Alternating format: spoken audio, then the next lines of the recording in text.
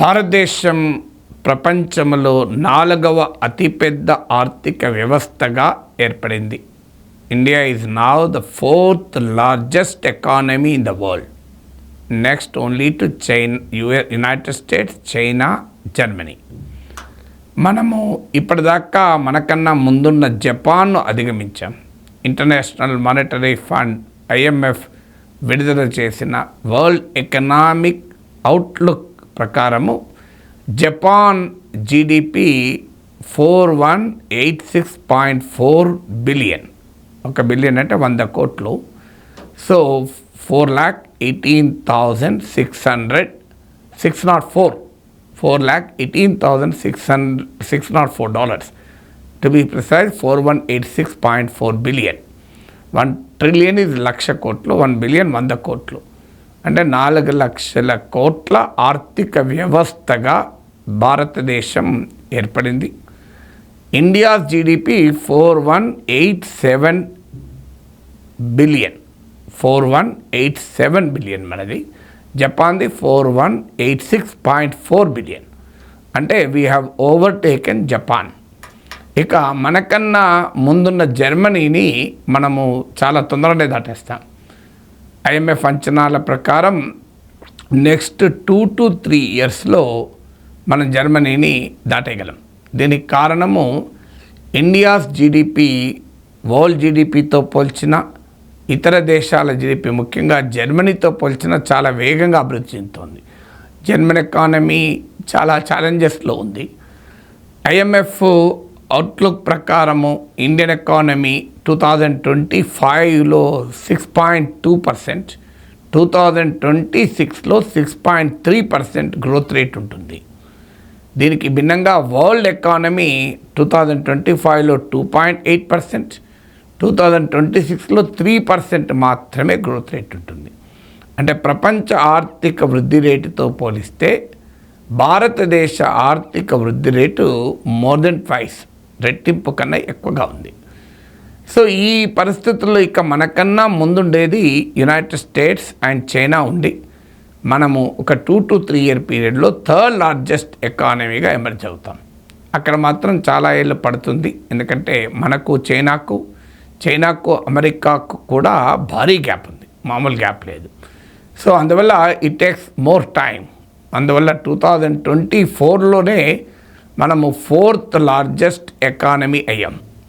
So మనము 5th largest, 2024లో 5th largest economy అయ్యాం. సో ఇప్పుడు వితిన్ 1 ఇయర్ తిరగకముందే 4th లార్జెస్ట్ ఎకానమీ అయ్యాం. సో ఇది ఇండియాస్ ఎకనామిక్ గ్రోత్ పొటెన్షియల్ తెలియజేస్తుంది. Captaincy is about making right decision whether on the field or off the field. इसलिए मैं कंट्री डिलाइट पर भरोसा करता हूँ. They deliver 100% pure buffalo milk to my doorstep by 7 AM. Don't just enjoy our matches. Enjoy village fresh buffalo milk too. Download the Country Delight app. So next 25-30 years వరకు India enjoys demographic dividend. ఇప్పుడు మిగతా దేశాలతో పోలిస్తే మనకు లేని advantage అది. Even China, US కన్నా కూడా మనకు డెమోగ్రఫిక్ డివిడెండ్ ఉంది 25-30 ఇయర్స్. డెమోగ్రఫిక్ డివిడెండ్ అంటే ఒక జనాభా డెమోగ్రాఫిక్ ట్రాన్సిషన్లో ఒక స్టేజ్లో డిపెండెంట్ పాపులేషన్తో పోలిస్తే వర్కింగ్ పాపులేషన్ ఎక్కువ ఉంటారు. సో డెమోగ్రఫిక్ ట్రాన్సిషన్లో వర్కింగ్ పాపులేషన్కు డిపెండెంట్ పాపులేషన్ అంటే పనిచేసి సంపాదించగలవారు ఎంతున్నారు ఒక దేశంలో, లేదు ఇతర సంపాదించలేని స్థితిలో ఉండి వృద్ధాప్యంలో ఇతరులపైన ఆధారపడిన వారి పాపులేషన్ ఎంత ఉంటుంది, దీన్ని డిపెండెంట్ పాపులేషన్, వర్కింగ్ పాపులేషన్ అంటారు. వృద్ధాప్యంలో పనిచేయలేరు కనుక, సంపాదించలేరు కనుక వర్కింగ్ ఏజ్ పాపులేషన్ ఎంత ఉన్నారనేది కీలకం. వర్కింగ్ ఏజ్ పాపులేషన్ ఎక్కువ ఉంటే దాన్ని డెమోగ్రఫిక్ డివిడెండ్ అంటారు. అఫ్కోర్స్ కేవలం వర్కింగ్ ఏజ్ పాపులేషన్ ఉంటేనే సరిపోదు, వాళ్ళని ప్రొడక్టివ్ హ్యూమన్ రిసోర్సెస్గా మార్చగలగాలి. చదువు సంధ్యలు లేని, ఉద్యోగం లేని 4 పిల్లలు కాదు, ఒక్కడున్నా కూడా భారమే. కానీ బాగా చదివి మంచి ఉద్యోగంలో ఉండి బాగా సంపాదించే వాళ్ళు 6 కొడుకులున్నా 5 కొడుకులున్నా ఇబ్బంది ఏం లేదు. అందువల్ల డెమోగ్రఫిక్ ట్రాన్సిషన్ ఎకనామిక్ గ్రోత్గా ట్రాన్స్లేట్ కావాలి అంటే కూడా better education, nutrition, health, skills, employment కూడా చాలా కీలకం. అంటే వాళ్ళని ఒక సమర్థవంతమైన మానవ వనరులుగా మనం తీర్చిదిద్దగలగాలి. సో ఇండియాకున్న డెమోగ్రఫిక్ ట్రాన్సిషన్ అంటే జనాభా రీత్యా ఉన్న ప్రత్యేకత, పనిచేసే వయస్సులో ఉన్నవారు ఎక్కువ ఉండడం వల్ల మనము నెక్స్ట్ 25-30 ఇయర్స్ వరకు కూడా హయ్యర్ ఎకనామిక్ గ్రోత్ ట్రాజెక్టరీలో ఉంటాం. ఇప్పుడు మనకు కోవిడ్ వచ్చినా, జియో పొలిటికల్ టెన్షన్స్ వచ్చినా Indian economy still 6% growth rate ఉండటానికి కారణం కూడా ఇదే. మన డొమెస్టిక్ మార్కెట్ అంటే మన జనాభాతో పాటు మనకున్న మరొక ముఖ్యమైన అంశం డొమెస్టిక్ మార్కెట్. ఇండియాస్ ఎకానమీకి ఉన్న 4 ప్రత్యేకతలు: 1 demographic dividend, 2 domestic market, 3 domestic savings, 4 domestic investment. So ఇండియాకున్న 4D అడ్వాంటేజ్ ఇది. డెమోగ్రఫిక్ ట్రాన్సిషన్ అంటే ప్రొడక్టివ్ వయసులో, పనిచేసే వయసులో, సంపాదించే వయసులో ఎక్కువ మంది ఉండడం. డొమెస్టిక్ మార్కెట్ అంటే సంపాదించే వయసులో, యువ వయసులో ఎక్కువ మంది ఉంటే ఆటోమేటిక్గా వారి కన్జంప్షన్ లెవెల్స్ కూడా ఎక్కువ ఉంటాయి. వారు వస్తువుల్ని, సేవల్ని వినిమయం చేయడం ఎక్కువ ఉంటుంది, ప్రొడక్షన్ చేయగలిగే హ్యూమన్ రిసోర్స్ కూడా ఎక్కువ ఉంటాయి. అది డొమెస్టిక్ మార్కెట్కి ఉండే అడ్వాంటేజ్. డొమెస్టిక్ సేవింగ్స్ మన దేశ ప్రజలు సంపాదించుకునే సామర్థ్యం ఉన్నప్పుడు వాళ్ళు సేవ్ చేసుకుంటారు. ఆ సేవింగ్స్ ఇన్వెస్ట్మెంట్ లాగా ఉపయోగపడుతుంది. అందుకే భారతదేశం is not an export driven economy. దేశానికి ఎక్స్పోర్ట్స్ అవసరము. ఇండియన్ ఎకానమీలో కూడా ఎక్స్పోర్ట్స్ చాలా కీలక పాత్ర పోషిస్తాయి. కానీ ఇతర దేశాలలాగా మనం ఇప్పుడు శ్రీలంక లాగానో ఇతర దేశాలలాగా మనం ఎక్స్పోర్ట్స్ పైన ఆధారపడ్డ దేశం కాదు. ఇండియాకు ఉన్న ప్రత్యేకతే దేశీయ మార్కెట్. ఈవెన్ మనకు ఎఫ్డిఐ ఇండియన్ ఎకానమీ, ఇండియా జీడిపిలో కూడా రిలేటివ్లీ లెస్సర్ ప్లే చేస్తుంది. అఫ్కోర్స్ మన ఎఫ్డిఐ అవసరం, కానీ మన దేశ ప్రజల సేవింగ్సే మనకు పెద్ద ఇన్వెస్ట్మెంట్. సో ఈ అడ్వాంటేజెస్ ఉండడం వల్ల కూడా మనము ఎన్నేళ్ళు పడుతుంది చైనాను కూడా ఓవర్టేక్ చేసడానికి ఖచ్చితంగా చెప్పలేం. కానీ చైనాకు లేని భారత్కున్న ప్రత్యేకతే డెమోగ్రఫిక్ డివిడెండ్. ఎందుకంటే చైనా ఆ డెమోగ్రఫిక్ డివిడెండ్ను కోల్పోతుంది. ఇండియా ఇంకా 25-30 ఇయర్స్ వరకు కూడా ఉంటుంది. అందువల్ల మనము ఈ డెమోగ్రఫిక్ డివిడెండ్ సమర్థవంతంగా ఉపయోగించుకొని highest quality education, quality skills, quality employment కనుక మన ప్రజలకి ఇవ్వగలిగితే India will have a very bright future as a growing nation. అదే సమయంలో జీడిపి ఫండమెంటలిజం కూడా మంచిది కాదు. అంటే జీడిపి పెరిగితే సరిపోతుంది అనడం కూడా కరెక్ట్ కాదు. ఎస్పెషల్లీ మన లాంటి దేశంలో ట్రెమెండస్ ఇన్ఈక్వాలిటీస్ అంటే అనేక గణనీయమైన స్థాయిలో అసమానతలు ఉన్నప్పుడు ఎవరేజెస్ పూర్తి పిక్చర్ని ఇవ్వదు. మన తెలుగులో సామెత ఉంది, నేను 1000 ఆవులు కాస్తాను అంటే ఒక ఆవు నాది, 999 ఆవులు మా యజమాని అన్నట్టే ఉంటుంది. సో మన ఇన్ఈక్వాలిటీ, ఈ దేశంలో 22 కోట్ల మంది ప్రజలు స్టిల్ రోజుకు 375 రూపాయల కన్నా తక్కువ సంపాదిస్తున్నారు. సో అందువల్ల this is a very big challenge.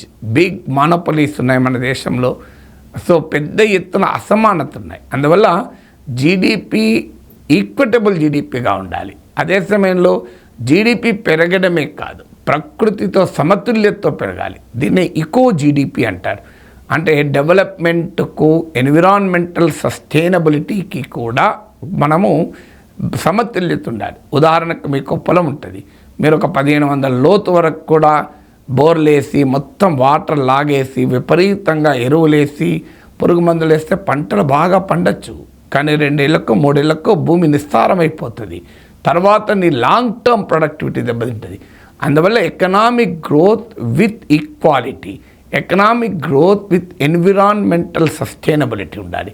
మూడోది ఎకనామిక్ గ్రోత్ విత్ జాబ్స్ ఉండాలి. ఉద్యోగాల్ని, ఉపాధిని కల్పించే జీడిపి ఉండాలి. పెద్ద ఎత్తున నువ్వు 1000 కోట్లతో ఒక ఎక్విప్మెంట్ పెట్టి, ఫ్యాక్టరీ పెట్టి అందులో 10 మందికి ఉద్యోగాలు ఇచ్చి మొత్తం ఆటోమేషన్ చేస్తే ఆ జీడిపి పెరుగుతుంది. ఎందుకంటే ఆ కంపెనీ ఆదాయం పెరుగుతుంది, కానీ అది ప్రజలకు అందుబాటులో ఉండదు. అందువల్ల జీడిపి విత్ మనకు కావాల్సింది not just GDP with jobs.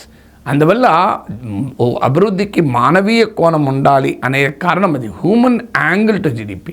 అందుకే ఎకనామిక్ గ్రోత్ ఒకటే కాదు, జీడిపి ఒకటే కాదు, హ్యూమన్ డెవలప్మెంట్ ఇండెక్స్ ఎంత, హ్యూమన్ హ్యాపీనెస్ ఇండెక్స్ ఎంత, మానవాభివృద్ధి ఎంత? మానవాభివృద్ధి అంటే ఎడ్యుకేషన్, హెల్త్, మీకు శానిటేషను, స్త్రీ పురుష నిష్పత్తి, బాలబాలికల నిష్పత్తి, female male ratio, child sex ratio, ఇలాంటి అనేక ఫ్యాక్టర్స్ను కలిపితే ఇట్స్ కాల్డ్ హ్యూమన్ డెవలప్మెంట్. అందువల్ల అభివృద్ధికి మానవీయ స్వభావం ఉండాలి. కానీ అదే సమయంలో ఎకనామిక్ గ్రోత్ ప్రాధాన్యతను మనం కొట్టిపారేయలేం. అమర్త్య సేన్ అంటాడు తన పుస్తకాల్లో, India development and participation, development of freedom, the argumentative India's economic development and social opportunity, ఈ అన్ని పుస్తకాల్లో పదే పదే అమర్త్య సేన్ చెప్పింది అదే. Economic growth need not necessarily result in social or human development, but high economic growth is essential to sustain social and economic human development అంటాడు. ఆర్థిక అభివృద్ధి దానంతటదే సామాజిక అభివృద్ధిగా, మానవాభివృద్ధిగా మారదు. కానీ అధిక స్థాయిలో సామాజిక అభివృద్ధిని, మానవాభివృద్ధిని నిలబెట్టుకోవాలన్నా, సాధించాలన్నా అధిక ఆర్థిక వృద్ధి అవసరం. అందువల్ల డెఫినెట్గా ఇండియా 4th లార్జెస్ట్ ఎకానమీగా ఎమర్జ్ కావడం భారతీయులందరికీ కూడా గర్వకారణం. కానీ అది ముందు సాధించటానికి ఒక మీన్స్ మాత్రమే. ఎండ్ ఏంటి? ప్రజలందరికీ ఆ అభివృద్ధి ఫలితాలు అందడం end. So there are means and ends మధ్య ఉండే రిలేషన్షిప్ కూడా మనకు అర్థం కావాలి.